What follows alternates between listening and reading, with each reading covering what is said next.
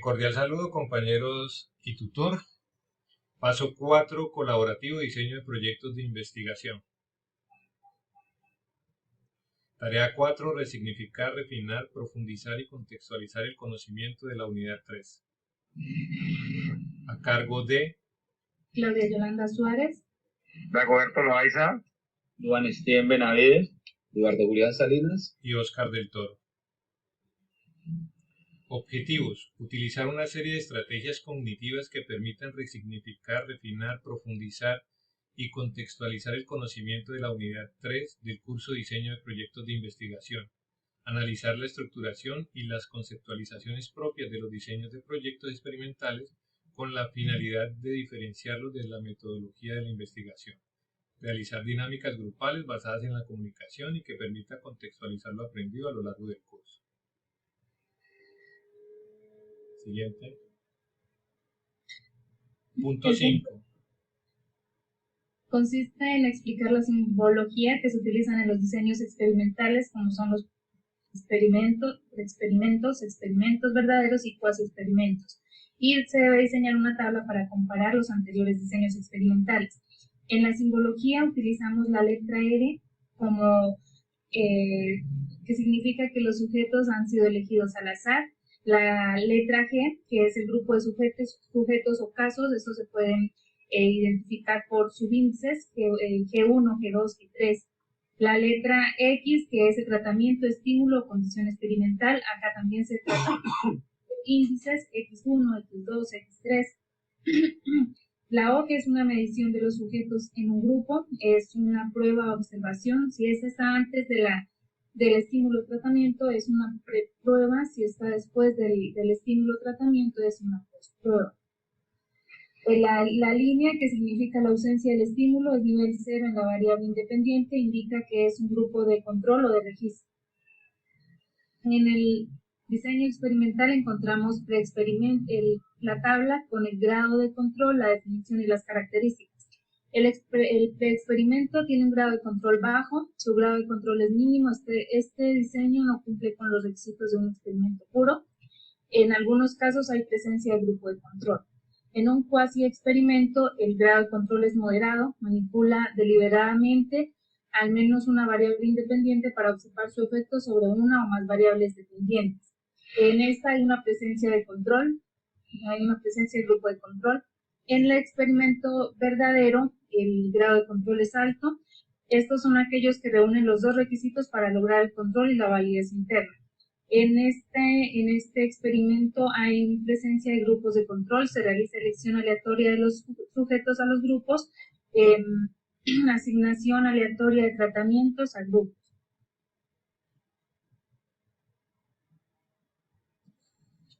En el punto 2 se nos invita a elaborar un mapa semántico. Después el mapa. Listo. Ese mapa semántico es de los diseños experimentales, que son 3. El experimento puro, el cuasi experimental y el pre-experimental. En el experimento puro se dan 4 situaciones. La primera, pues, es la manipulación, donde debemos manipular intencionalmente las variables. En el segundo es la medición de las variables, hasta qué medida podemos llegar a dominar esas variables. La tercera es 2, mínimo 2 o más grupos de comparación, pero si analizamos más de 2, 3, 4, ya el problema se nos dificulta más para poderlas controlar y compararlas. Y en la cuarta del experimento puro es participantes se asignan o se escogen al azar. En el cuasi experimental pues implica grupos intactos, ¿ya? Que nunca hayan sido investigados, consultados, etc. Y en el preexperimental tienen grado de control mínimo para poderlos dominar y poderlos ejecutar. ¿Listo, compañero? Listo, punto 6b. Elaborar una tabla de 4 columnas, diseño experimental, tipo de diseño, definición, explicación del tipo de diseño y la diagramación y simbología. Bueno, en el diseño experimental tenemos preexperimentos donde el grado de control es mínimo. Tenemos estudio de casos con una sola medición donde tenemos un grupo y tenemos una situación para un estímulo y hacemos una medición. En la preprueba y postprueba tenemos el mismo grupo, un solo grupo de individuos, pero hacemos hacemos una medición anterior al estímulo y luego hacemos una medición después de aplicado el estímulo. En los experimentos puros tenemos el diseño con posprueba únicamente en el grupo de control. En este caso tenemos dos grupos escogidos aleatoriamente. Los individuos se escogen aleatoriamente y a uno de los grupos se le ejecuta el estímulo y se hace la medición. Y en el otro se hace por ausencia y se hace la medición para verificar los resultados.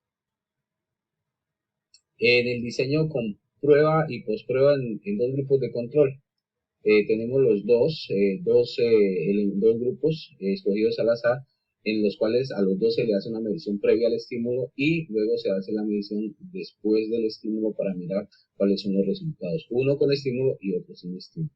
Diseño de cuatro grupos, Aquí tenemos 4 grupos escogidos aleatoriamente y esta medición va a ser más rigurosa y va a tener más control en el sentido de que tenemos 4 grupos. Uno se hace la medición previa con ausencia y con presencia del estímulo y a otros 2 no se le hace la medición con presencia y sin presencia del estímulo para mirar todos los resultados. Hay otros diseños que son los experimentales con series cronológicas múltiples. Este es muy completo en el sentido cuando se quiere tratar de mirar la evolución de los efectos ocasionados por el estímulo. Se hacen varias mediciones antes y después de aplicado el estímulo. Y diseños factoriales es en el cual el estímulo, la variable independiente se ha manipulado tanto en el grado como en la modalidad para tratar de determinar efectos más estrictos del experimento. Bueno, como punto número 7, donde se busca diseñar un ejemplo transaccional descriptivo en el marco de la enseñanza de las matemáticas. Con respecto a ello, cuando hablamos de diseños transaccionales descriptivos, hacen parte de la familia de los diseños no experimentales, que a su vez se dividen en diseños transaccionales. Se les llaman diseños transaccionales dado que recolectan datos en un tiempo determinado sin modificar la variable. A su vez, ya entrados un poco en el ejemplo, básicamente se les hace a un grupo de estudiantes del grado de 10 y 11, donde buscamos describir los aspectos de interés y preferencia de esos estudiantes en el marco de los contextos de las matemáticas. Mediante una encuesta priorizamos las características fundamentales, donde tenemos variables en la encuesta como el género y edad, la noción sobre los procesos de enseñanza, los intereses educativos de los estudiantes, la concepción emocional de los estudiantes y la metodología como base principal para entender estos aprendizajes de las matemáticas. En cuanto a ello y como resultado, donde es como la recolección de datos, buscamos describir, por ejemplo, cuántos hombres y mujeres conforman el grupo, qué edad tienen, describir un poco sus intereses.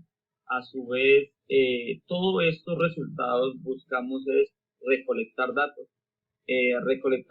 en un tiempo determinado sin modificar las variables.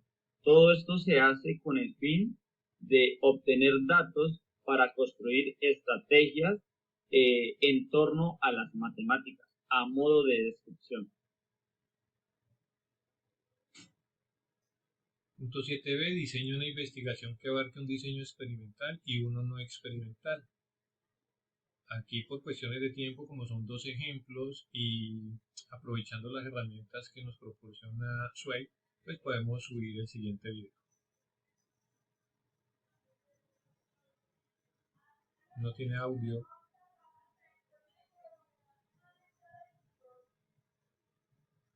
No tiene audio, Julián. Estudiante.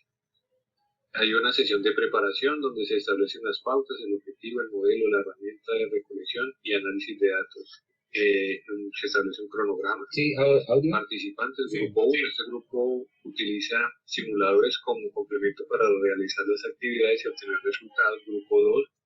Este grupo utiliza la teoría y la aplicación de tipo tradicional, papel, lápiz y calculadora para realizar las mismas actividades que hace el grupo 1 y obtener resultados.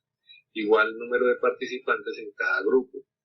Grupo 1, presencia de recurso didáctico. Grupo 2, ausencia de recurso didáctico. Variables, independiente rendimiento académico, independiente recurso didáctico. Tarea experimental. Durante cierto periodo de tiempo, los estudiantes de ambos grupos deben resolver las mismas problemáticas de tipo académico. Análisis de resultados recolectados y elaborar conclusiones. Por otro lado, tenemos un ejemplo de diseño no experimental en educación básica secundaria.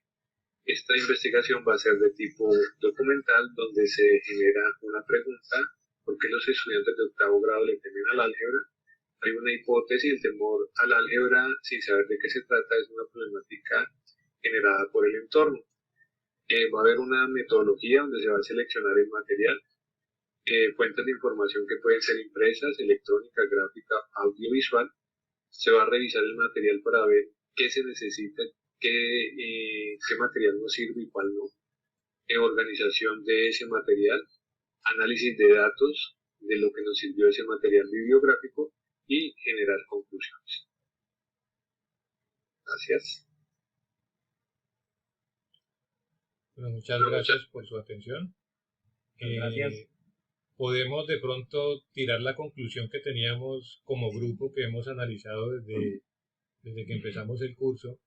Es muy teórico, sí, las actividades son muy buenas, las herramientas que estamos utilizando son excelentes, pero yo creo que nos falta algo como más de campo. No sé si opinan ustedes lo mismo, aunque ya lo hemos hablado internamente y hemos llegado a esa conclusión, ¿no? Sí, compañero Oscar, totalmente de acuerdo contigo. Las actividades son muy buenas en cuanto al desarrollo por las diferentes herramientas tecnopedagógicas, pero comparto contigo ese mismo sentir y pensar. No hemos tenido como ese campo educativo, porque todos estamos en ese mismo camino. El campo educativo no se ve, y analizando la guía 5, creo que están fuera de contexto las 3, 4, 5 preguntas que hay allí en el desarrollo de actividad. No tiene que ver como mucho con el campo en sí, como debe ser insertado allí. Entonces comparto la misma opinión. ¿Alguien más? Listo, entonces, pues no siendo más, gracias por su atención. Gracias. Gracias. Gracias.